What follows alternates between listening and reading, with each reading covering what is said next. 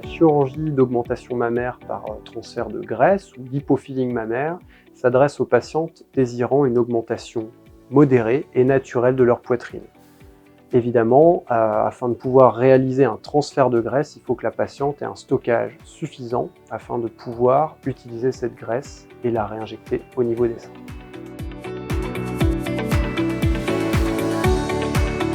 Cette chirurgie comporte plusieurs contre-indications.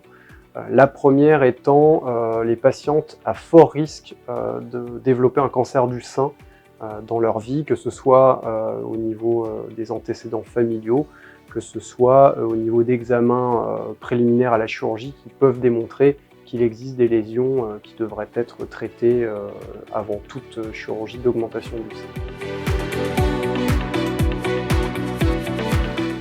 L'intervention à proprement parler du lipofilling esthétique au niveau de la poitrine se déroule en 3 temps. Alors, le premier temps va être un temps assez classique de lipoaspiration. C'est un temps où on va injecter un produit d'anesthésie et un produit qui permet d'aller concentrer les vaisseaux sanguins afin qu'ils soient fins et qu'ils ne saignent pas lors de l'intervention. Deuxième temps, on va passer une canule afin d'aspirer la graisse et la recueillir dans un réservoir stérile. Et dans un troisième temps, on va traiter cette graisse, puis la réinjecter au niveau de la poitrine. Alors, le lipofilling esthétique des seins se déroule quasiment systématiquement sous anesthésie générale. Afin d'obtenir le résultat esthétique voulu par la patiente, il est très fréquent de devoir recourir à 2 voire 3 interventions du même type afin de pouvoir injecter une quantité suffisante de graisse qui n'est pas forcément possible lors de la première intervention ou même de la deuxième et obtenir le volume mammaire voulu par la patiente. Les cicatrices dans cette intervention sont très discrètes. C'est vraiment un des avantages de la technique. Alors, on aura des petites cicatrices de 2 à 3 mm au niveau des zones permettant de passer les canules de lipoaspiration, qui sont en général très bien camouflées et très discrètes, car très fines. Et puis des toutes petites incisions au niveau du pourtour du sein, qui seront faites avec une grosse aiguille et qui vont se refermer totalement et ne laisser plus aucune trace au bout de quelques mois.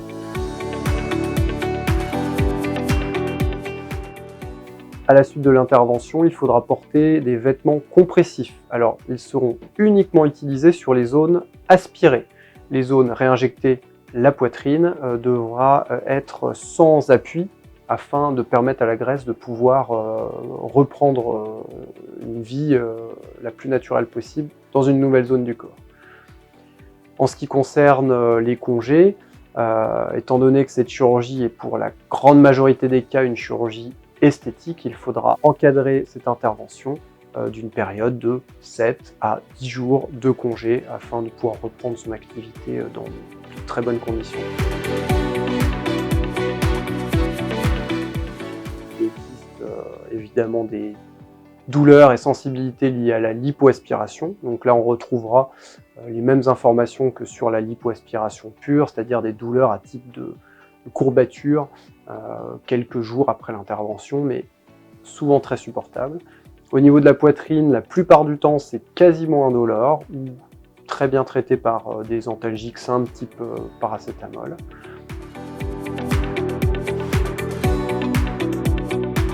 Le résultat se voit tout de suite. Évidemment, on a une augmentation de la taille de la poitrine et une réduction au niveau de la silhouette sur les zones qui auront été aspirées. On peut estimer qu'en général, entre 60 et 80% de la graisse réinjectée va pouvoir survivre.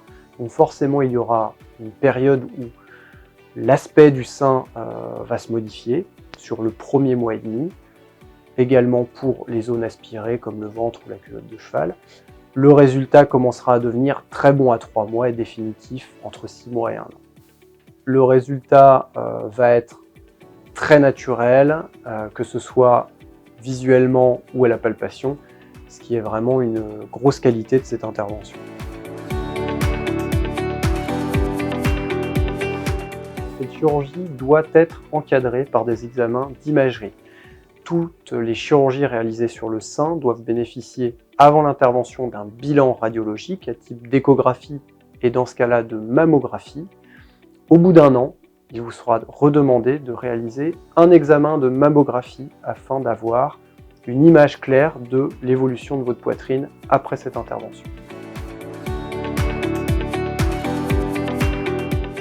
La chirurgie d'augmentation mammaire par injection de graisse ou lipofilling mammaire est clairement la plupart du temps une chirurgie esthétique, ne pouvant pas bénéficier de prise en charge par la sécurité sociale.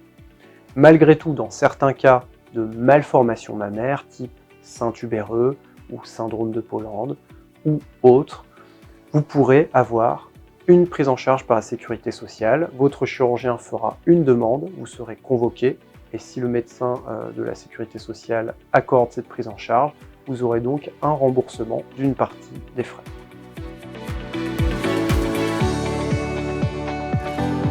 Dans mon conseil, cette chirurgie, bien qu'ayant énormément de qualité, ne peut pas s'adresser à toutes les demandes et à toutes les patientes. Seul votre chirurgien pourra, lors de l'examen clinique et lorsqu'il vous aura vu en consultation, vous dire si oui ou non vous êtes une bonne candidate pour cette chirurgie.